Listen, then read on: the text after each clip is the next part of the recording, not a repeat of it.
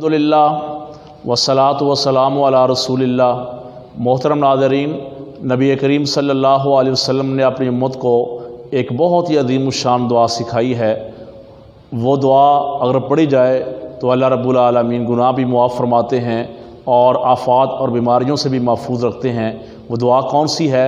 आप सल्लल्लाहु अलैहि वसल्लम ने फरमाया, ला इलाहा इल्लल्लाहुल अज़ीमुल करीम, ला इलाहा इल्लल्लाहु रब्बुल अर्शिल करीम, ला इलाहा इल्लल्लाहु रब्बुस समावाति व रब्बुल अर्ज़ि व रब्बुल अर्शिल अज़ीम। जो इंसान ये दुआ पढ़ लेता है, जिस मुसीबत में, गम में, परेशानी में मुब्तला है, अल्लाह रब्बुल आलमीन उसको दूर भी फरमा देते हैं और अल्लाह रब्बुल आलमीन उस बंदे के गुनाह भी मुआफ़ फरमा देते हैं। अस्सलामु अलैकुम व रहमतुल्लाहि व बरकातुहू।